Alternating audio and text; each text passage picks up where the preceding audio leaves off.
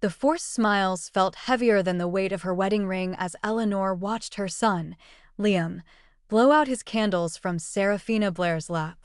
Arthur's arm, which once held her, now rested possessively around his mistress, his voice booming praise for Seraphina's unmatched dedication, while Eleanor stood invisible in the periphery. Then, the words that shattered everything. Mommy Seraphina made everything perfect. My real mommy just spoils things. A sharp, cold resolve bloomed within Eleanor, eclipsing the years of quiet heartbreak. It was time for her to stand in the way no longer. The grand ballroom of the Thorne estate shimmered under crystal lights, a testament to Arthur's ostentatious wealth. Liam's 5th birthday, a family celebration, felt instead like a meticulously staged spectacle. Eleanor Vance, the true lady of the house, was a decorative shadow in a corner near the back entrance. Her handmade gown, elegant and restrained, felt like a costume. Her heart, a raw, open wound, ached with silent suffering. Center stage, Seraphina Blair, draped in glittering, figure-hugging attire, laughed a theatrical laugh, her arm threaded through Arthur's. She played the doting stepmother with nauseating perfection, guiding Liam's tiny hand as he blew out candles on a towering, garishly pink cake. Arthur's gaze, usually cold and calculating, softened only for Seraphina and Liam. He beamed, a proud father and, in all but name, husband. "What a wonderful party, darling," Seraphina cooed, her voice carrying just enough to reach Eleanor's secluded spot. Liam adored the magic show I arranged, and the unicorn cake was simply divine. Arthur tightened his grip on Seraphina's waist. "Yes, Seraphina. You truly have a knack for making everything perfect. Eleanor, dear, you can see how much Liam appreciates true effort." His words, delivered with a dismissive wave towards Eleanor's general direction, were a public slap. He conveniently forgot Eleanor had spent weeks meticulously planning the menu, coordinating guests, and yes, even baking the real unicorn cake, which Seraphina had replaced with her own. He trivialized Eleanor's quiet, endless contributions, reducing them to nothing in the face of Seraphina's performative flair. The guests, well-versed in the Thorne family's open secret, exchanged knowing glances, ripple of quiet judgment spreading through the room, aimed not at Arthur, but at Eleanor for her perceived weakness. Eleanor's breath hitched. Years of silent endurance had hardened her, but the public slight stung with fresh venom. She watched Liam, her son, whose bright eyes now shone solely for Seraphina. This was the boy she had carried, nurtured, and loved unconditionally. Then, the moment that shattered the last shard of her illusion. Liam, clutching a gift from Seraphina, toddled towards the microphone Arthur had set up. "Thank you, Mommy Seraphina," he chirped, voice amplified. He then pointed a chubby finger directly at Eleanor. "And you, Eleanor, please just leave Daddy alone. You make him sad. I want Mommy Seraphina to be my only mommy. Go away. Just divorce Daddy, okay?" The room went utterly silent. Gasps, whispers, shocked murmurs. Eleanor felt the world tilt. Her own son had publicly disowned her, echoed the mistress, and demanded her departure. Her heart didn't just break, it calcified into unyielding stone. The years of emotional starvation, the countless lonely nights, the hollow promises, all culminated in this brutal, definitive rejection. A profound, terrifying clarity washed over Eleanor. She wasn't just neglected, she was erased. And she was done. With a strength she hadn't known she possessed, Eleanor pushed herself from the shadowed corner. Her elegant strides commanded attention, silencing the murmurs. Every eye in the room fixed on her. She reached the center of the ballroom, her gaze icy, sweeping past Arthur, past Seraphina, until it landed on Liam, who flinched. "Divorce Liam?" Eleanor's voice, though quiet, resonated with authority. "Is that what you truly want?" Liam nodded, tears welling, coached perfectly. "Very well," Eleanor continued, turning to Arthur. "Arthur Thorne, I grant you your wish. I want a divorce." She raised her hand slowly, deliberately. The magnificent diamond wedding ring, a symbol of a love long desecrated, caught the light. With a flick of her wrist, she sent it flying, a glittering projectile that landed with a soft, metallic chime directly at Arthur's feet. The sound echoed like a death knell. Seraphina, ever the opportunist, seized the moment. Her face contorted into a mask of fake concern. "Eleanor, darling, don't be so dramatic. We can talk this through." She lunged forward, arms outstretched, clearly intending a performative embrace. But Eleanor was past theatrics. Her eyes flashed with unleashed fury. "Don't you dare touch me, you viper."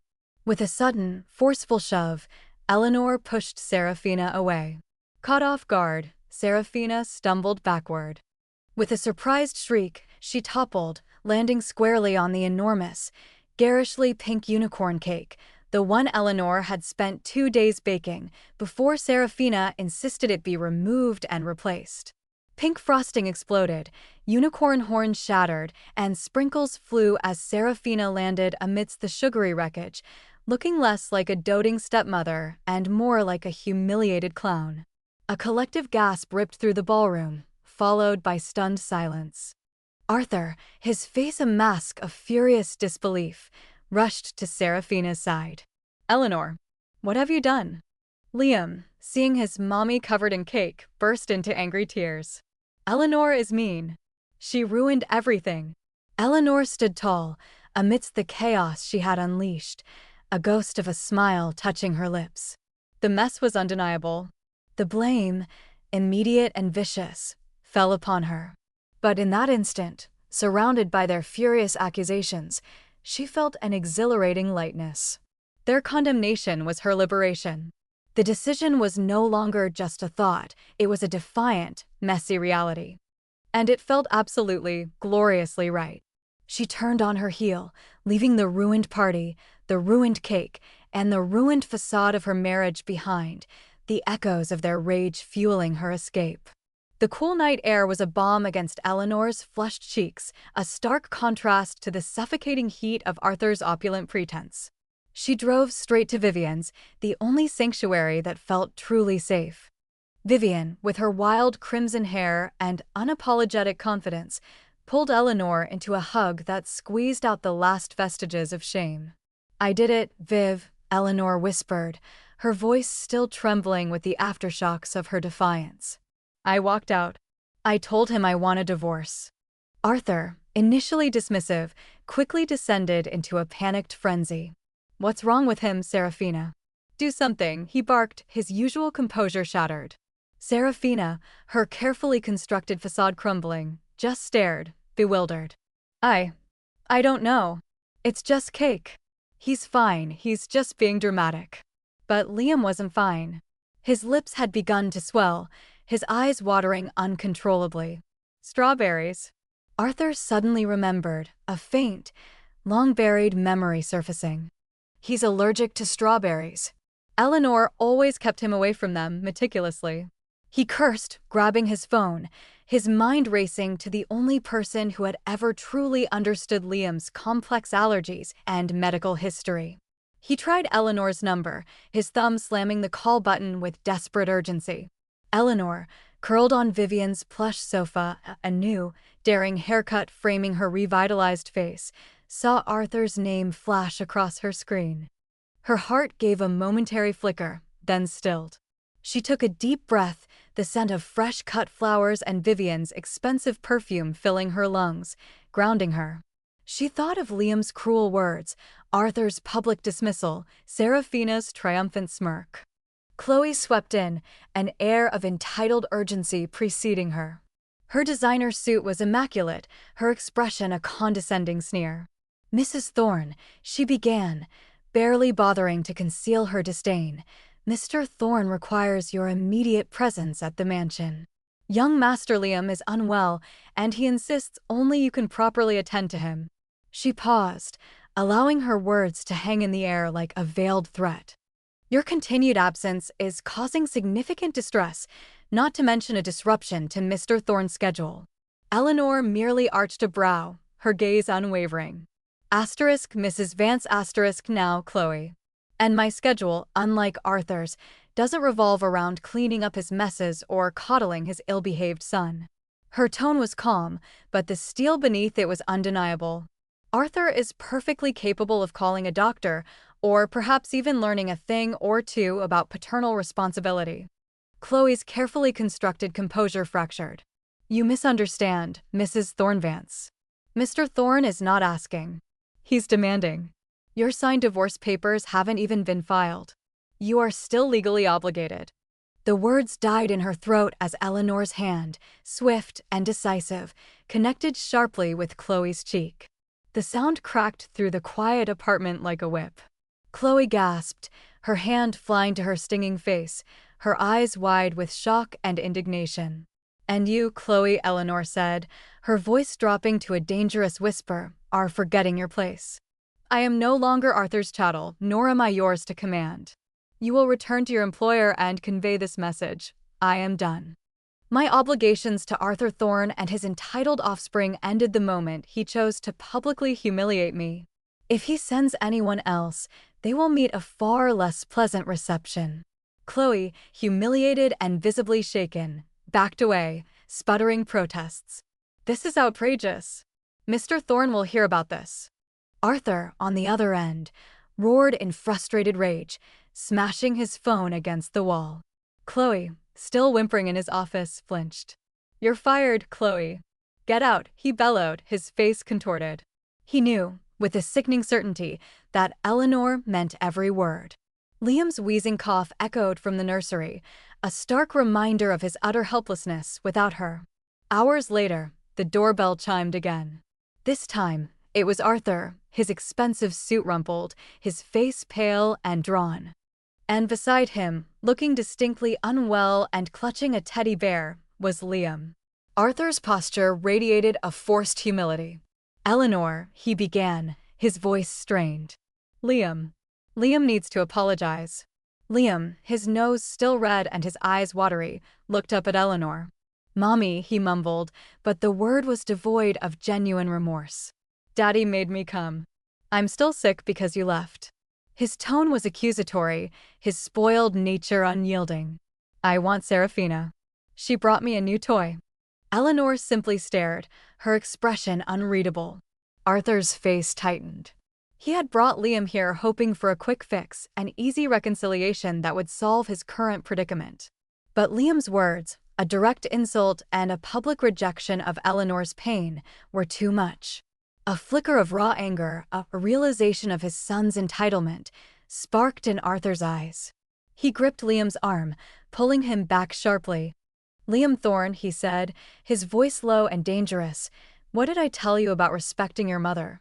Before Liam could whine another protest, Arthur turned him around and, with a swift, firm hand, delivered several sharp spanks to his son's bottom.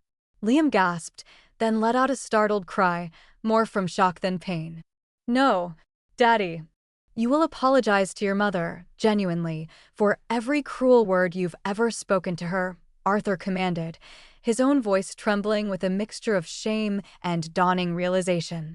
And you will never, ever disrespect her again. Do you understand? The harsh lesson had begun, not just for Liam, but for Arthur too.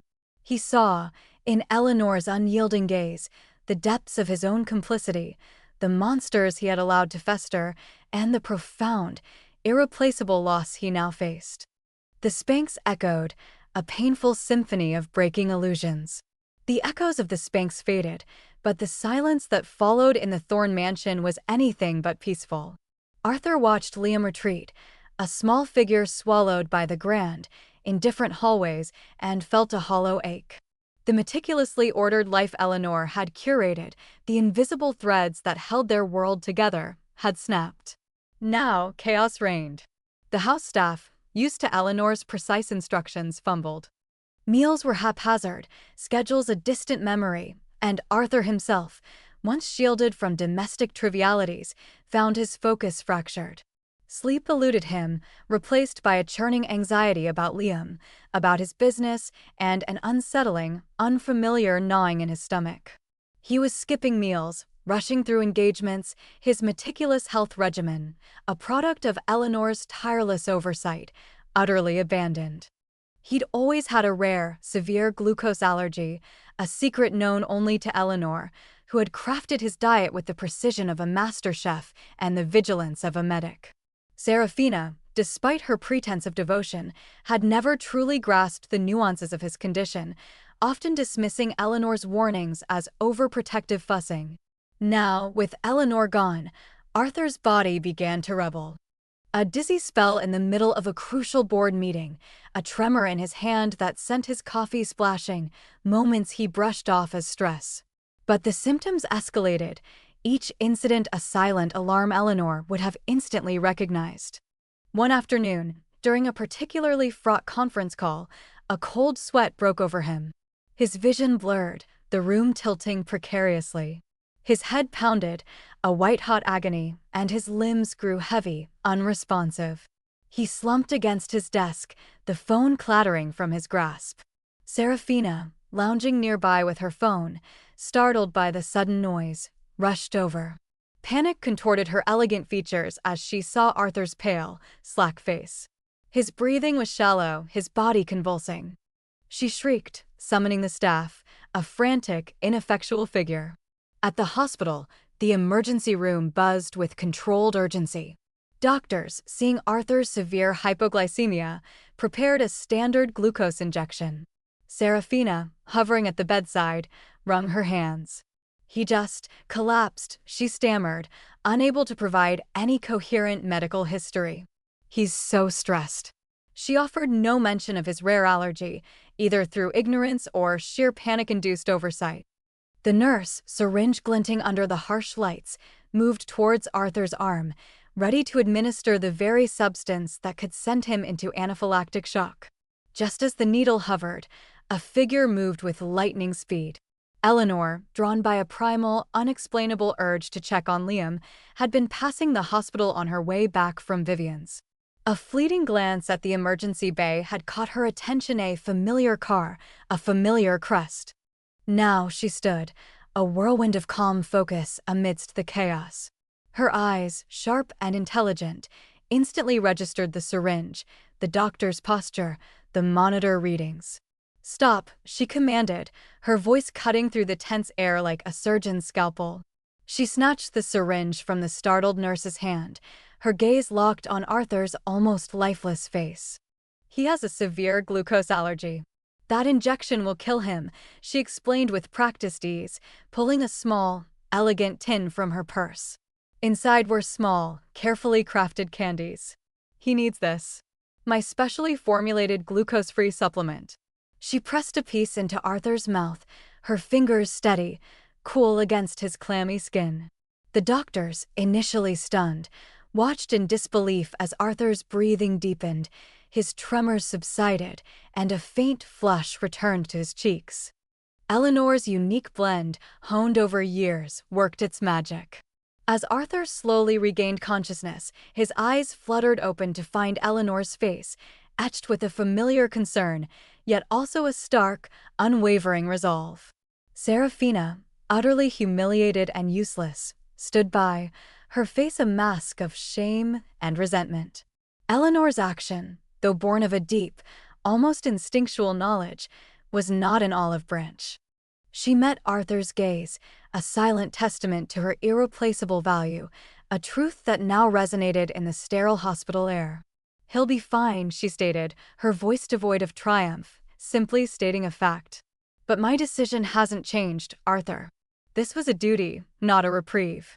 She placed the tin of candies on his nightstand, a final, poignant gesture, then turned and walked out, leaving him to the uncomfortable silence of his own survival and the stark reality of what he had truly lost. The sterile hum of the hospital lobby was abruptly shattered by Seraphina's shrill accusation, her voice a weapon honed by years of calculated performance. "There she is. The woman who abandoned her sick husband." Seraphina, perched precariously on an emotional high wire, pointed a trembling finger at Eleanor, who was exiting the coffee shop adjacent to the waiting area. A small crowd, already tense from the recent medical drama, turned their gaze. Seraphina's eyes, glistening with feigned tears, swept across the onlookers. "She left Arthur right after he nearly died. She's always been cruel, a cold, calculating woman who only cares about herself. She's probably meeting some new lover, even while Arthur lies barely recovering. Her voice cracked with fabricated sorrow, designed to paint Eleanor as a heartless villain. Whispers rippled through the curious onlookers, some nodding, others exchanging skeptical glances. Eleanor, however, met Seraphina's theatrical display with a composed stillness that was far more unnerving than any outburst. Her gaze was steady, her posture unyielding. She didn't rise to the bait. Instead, she took a slow sip of her coffee, her silence amplifying Seraphina's increasingly frantic attempts to incite the crowd. Julian Blackwood, who had just stepped out of an elevator, froze, observing the scene with a keen, analytical eye, a hint of admiration already dawning in his expression as he watched Eleanor. "Oh, Seraphina," Eleanor finally said, her voice a soft, almost pitying murmur that carried clearly in the suddenly hushed lobby. "Always the actress, aren't you? So dramatic. But you forget, darling, the hospital is full of witnesses. Witnesses who saw me save Arthur's life from your incompetence, or perhaps your deliberate negligence." She paused, allowing the implication to hang in the air, shifting the narrative instantly. "And as for abandonment," Eleanor continued, her voice gaining a steely edge, "I'm afraid that's a role you've perfected. You've been living with my husband, playing house, for months. I simply made your fantasy a reality. Tell me, Seraphina, does Arthur introduce you as his wife these days? Or are you still just the other woman?" The shift in the crowd's perception was palpable. Their murmurs transformed into gasps, then outright condemnation as their eyes started between the two women. Seraphina's carefully constructed facade crumpled, her face contorting in a mixture of fury and shock at being so expertly unmasked. Just then, Arthur, pale and disheveled but very much awake, emerged from his room, drawn by the commotion. Seraphina, seeing her chance, rushed to him, clinging dramatically. "Arthur, she's slandering me. She's humiliating us," she wailed, hoping to ignite his protective fury. Arthur, his face a thundercloud, pushed Seraphina gently aside and pointed an accusing finger at Eleanor. "Eleanor, what is the meaning of this? I hear you've been spreading vicious lies, accusing Seraphina, even flirting with other men in the hospital. Is that your idea of freedom? Disgracing me in public?" His voice boomed, thick with indignation, the unfairness a sharp sting in the already charged atmosphere. Eleanor merely tilted her head, a slow, dangerous smile spreading across her lips. "Disgracing you, Arthur? You've done a perfectly fine job of that yourself for years." Her eyes, burning with a quiet, fierce resolve, narrowed. "And as for flirting, let me show you what I think of your accusations and your other woman, who enjoys fabricating stories." Without another word, in two swift, precise motions that left the crowd breathless, Eleanor's hand connected sharply with Seraphina's cheek, a crisp, echoing smack that stunned everyone. Before Arthur could react, her hand swung back, delivering an equally resounding blow across his face. The sound was deafening, the silence that followed even more so. "There," Eleanor declared, her voice ringing with newfound authority, echoing through the stunned lobby. "That," she gestured to the two reeling figures, "is my final contribution to your toxic drama. I am free. And this," she swept her hand towards the aghast crowd, "is my public declaration. I am divorcing Arthur Thorne, and I am severing all ties to his miserable, dishonest life." She then walked decisively to the coffee shop counter. "Excuse me," she announced to the startled barista, pulling out a thick wad of cash, "I'd like to pay for everyone's coffee. Consider it a celebration. A celebration of my escape from misery." With a final, triumphant glance at Arthur and Seraphina, who stood frozen, reeling from the public humiliation, Eleanor turned and walked out of the hospital, leaving behind the wreckage of her old life. Outside, the crisp air was a balm. Vivian, her best friend, stood waiting, a beaming smile on her face alongside Julian, whose gaze met Eleanor's with an unmistakable spark of respect and admiration. "Ready?" Vivian asked, her voice brimming with excitement. Eleanor nodded, a genuine, radiant smile finally gracing her features. More than ready.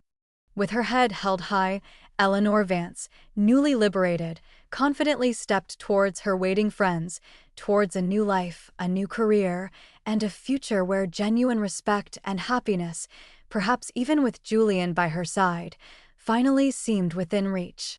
The old Eleanor was gone, replaced by a woman who had found her voice, her strength, and her freedom.